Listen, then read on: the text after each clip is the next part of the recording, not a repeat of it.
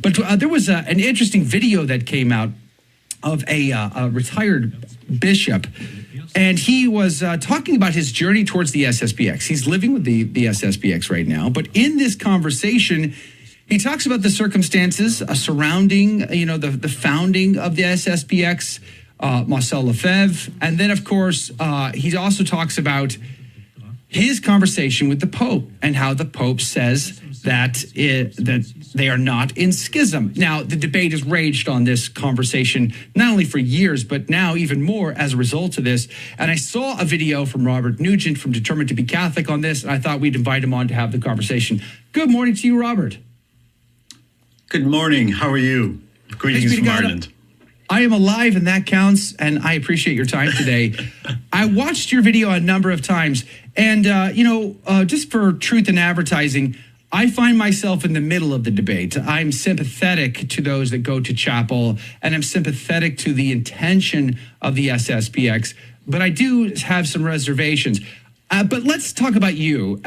Before we jump into this specifically, can you give us really quickly, when did you start finding yourself sympathetic to Archbishop LeFevre, to the SSPX? When did you go to chapel? Okay, so back in 2018, and this was around the time that Pope Francis issued that letter allowing them to licitly and validly absolve people, I found myself in Athlone in Ireland, and I went to their chapel to see them, and I went to confession and struck up friendship with Father Leo Boyle, one of the priests here in Ireland. And this was around the same time as we were faced with the abortion referendum, which removed the right to life of the unborn child from our constitution. And I could see, the divide in the church, where in our own diocese, they didn't want to get involved in that referendum. They didn't want to get too involved in the pro-life movement. And in the society, they brought over an abortion survivor, Jana Yessen, to Ireland, organised conferences, organised advertising, boots on the ground. And so really that's where I struck up a friendship with the society in Ireland. And during the COVID pandemic, when we could legally have Mass in our diocese, the priest decided that they would not allow public to attend Masses because they wanted more time to comply with COVID guidelines. And the society were legally allowing people to come to their Masses. So I reached out to two bishops, not SSPX bishops, but I reached out to other bishops, not Bishop Holder, other bishops, and asked them, look, can I go to Mass with the society? Because our own diocese is not letting us go to Mass. And, I think we should have access to the sacraments.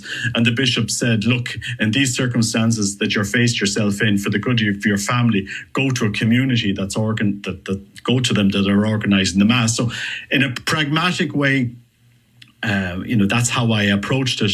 And I found their families, their priests, very good people. They are not the church, but they are society in the church, trying their best. I don't think they're perfect, but I certainly don't think they are bad Catholics. They're actually really well-formed intellectually, love the faith. And that's been my experience with them. And I suppose I have to go back then a little bit. 30 years ago, I was actually a seminarian in Switzerland, very, very near a con with the Legionaries of Christ. And I remember us saying, those schismatics down there, they've left the church, and we're the future of the church. We're the new, the springtime of the church. And I suppose 30 years later, we learn different lessons of our own experiences in the church. And that's really where my position sits with the society. I think we need intellectual honesty to examine the life of Archbishop Marcel LeFevre.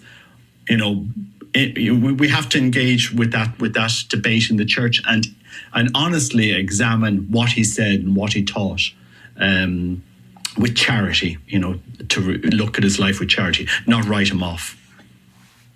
In your video, which again, I'll link to it. I'll make sure everybody gets a link to it. In this video, you actually compared and contrast somewhat your experience as a seminarian, as you said a minute ago, in the Legionnaires of Christ, and Maciel, the founder of the Legionnaires, and his reputation versus LeFevre.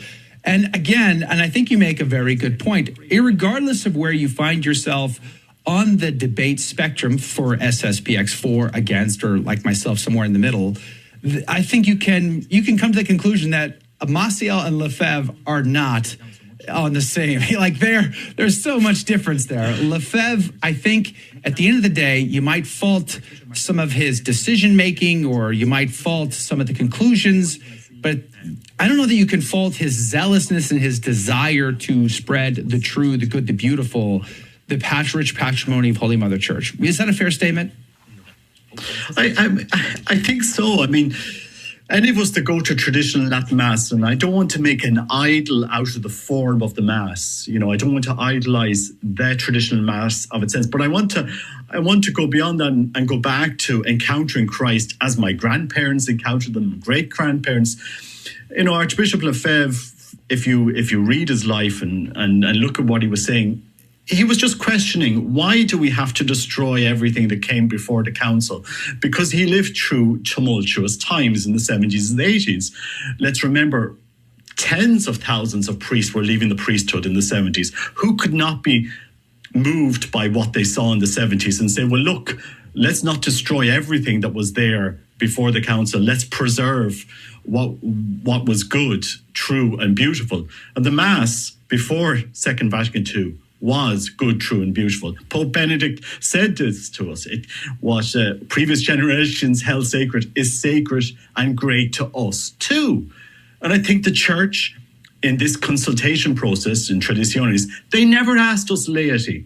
They never came and spoke to us. What are your views? What are your experiences encountering traditional Latin Mass? And I think the Church should treasure their traditions. They should build on these traditions. They should examine what Archbishop Marcel LeFevre was saying in the 1970s, especially that decade of the 1970s.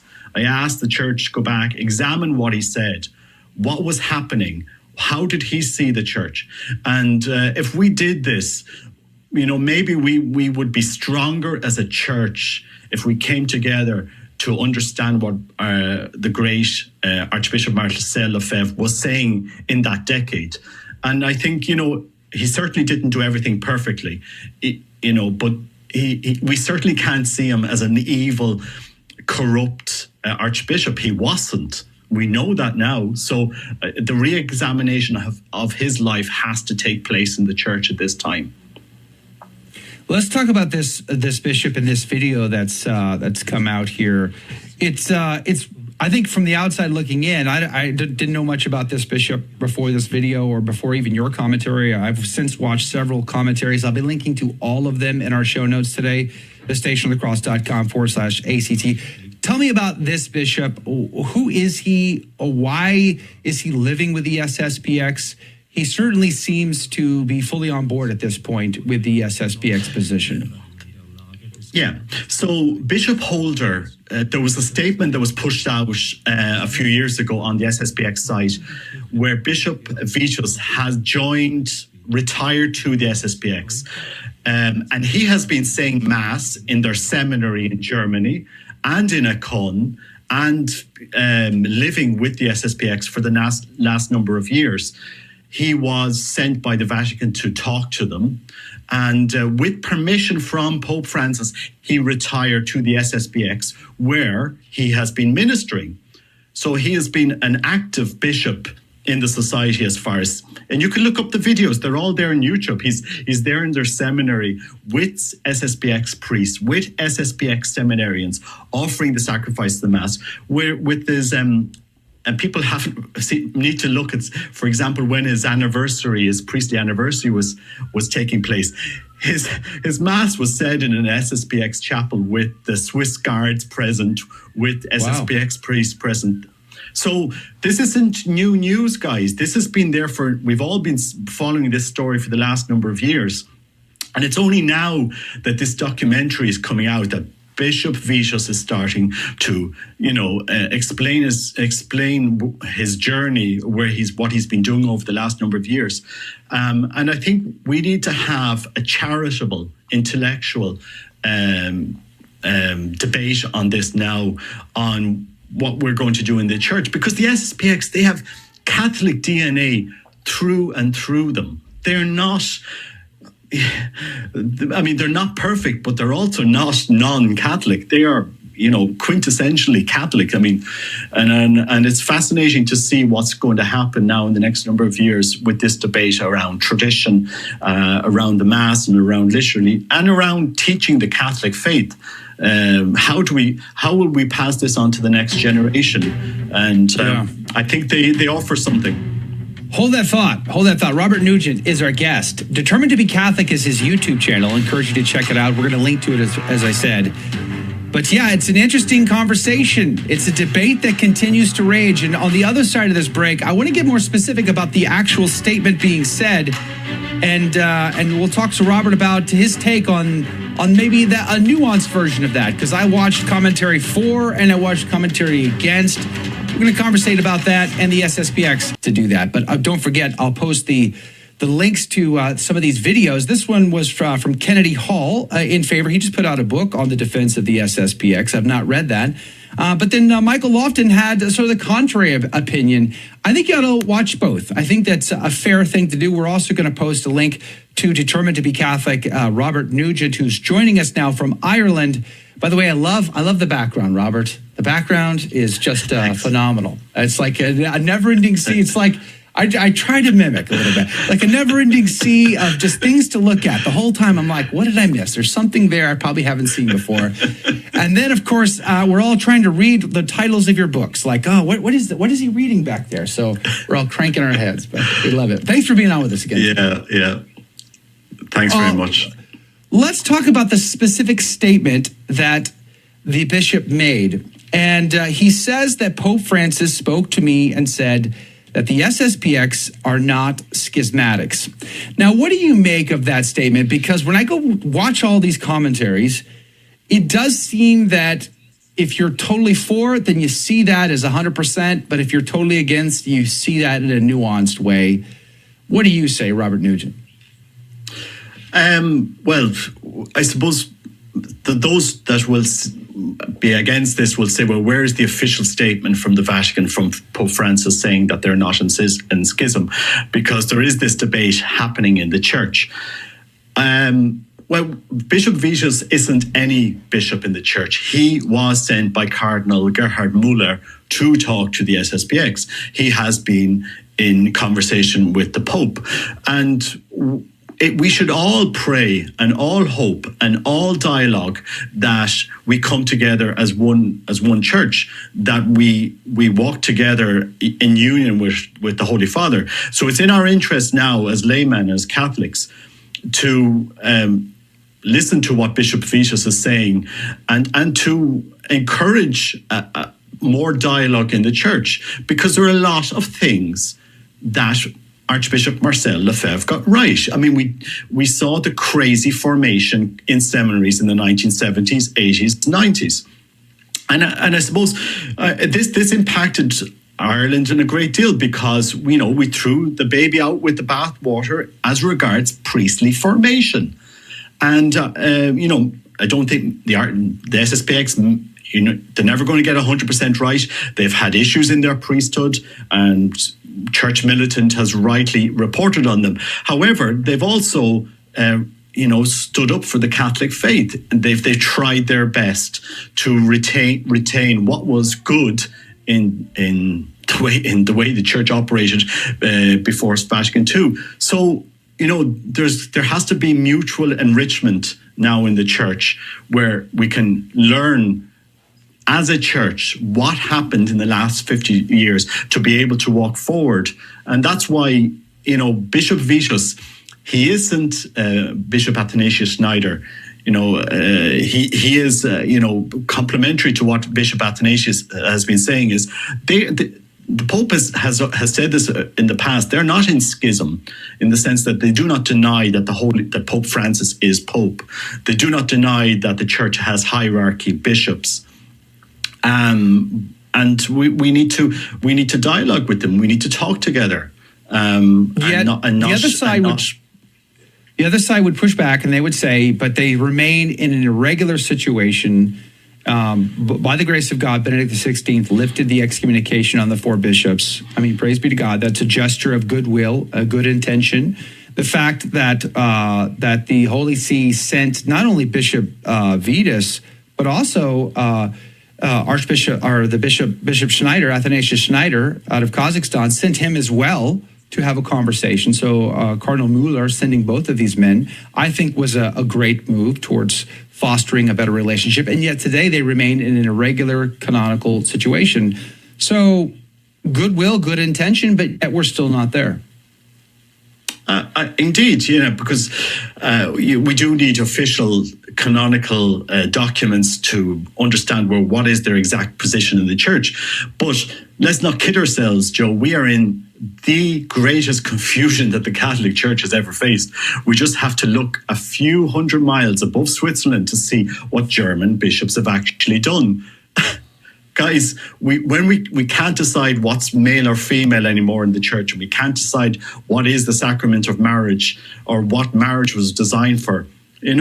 We have to preach the truth in charity. And, we are in one of the greatest confusions, and the church needs to step in and provide leadership on what the deposit of the faith actually is. And this is what Archbishop LeFevre was calling out. We need to interpret Second Vatican II in light of tradition, not in light of what we think it said. It has to be viewed in the lens, in the scope of the tradition of the Catholic Church, especially the liturgy.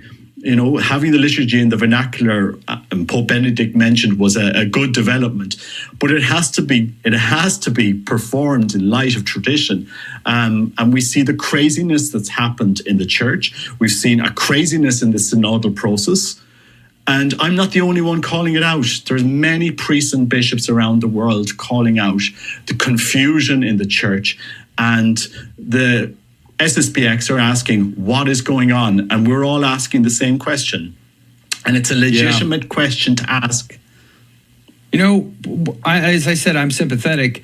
I do have reservations, but one of the things that gets me is, the change, the amount of change from say the 62 to the 69 missal, or just this, not even just the liturgy, really. It's just like everything. There's so much change that happens in such a short period of time, and seemingly so many just accept that.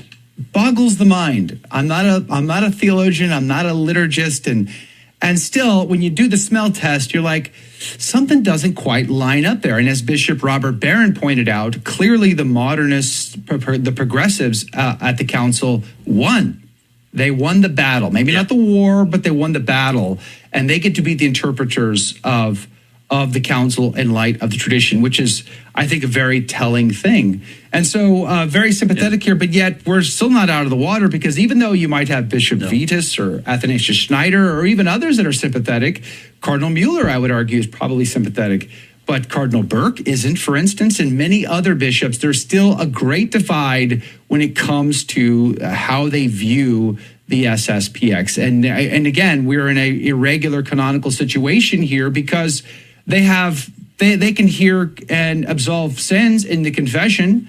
The Pope hasn't extended faculties to the Eastern Orthodox, as far as I know, but he has extended at least some, but not all. Like, there's still some issues there. Do you see any future in reconciling that, especially given the light that Pope Francis seems to have an on-again, off-again relationship with the SSPX? Some rumors have said he was very friendly with the SSPX in Argentina as a cardinal down there, and he has received the SSPX superiors on many occasions when they come to the Vatican. So how do you look at that? I think we need to have an honest, intellectual and charitable discussion in the church about what their position is and what has happened in the church over the last 50 years. We have a crisis of catechism in the church. So the solution is dialogue. That's the only way forward. Dialogue. Yeah, amen. I agree. Robert Nugent, I appreciate your take, and I thank you for being on with us today. We're going to be putting a link to your video and your YouTube channel to our show notes so everybody can get access to it. But you can just search for him, Determined to be Catholic, on YouTube. You'll find him super easy. Great channel. I encourage you to check it out. Robert Nugent, God bless you. God love you, my friend. We appreciate your time. Thank you. We're going to go into the after show.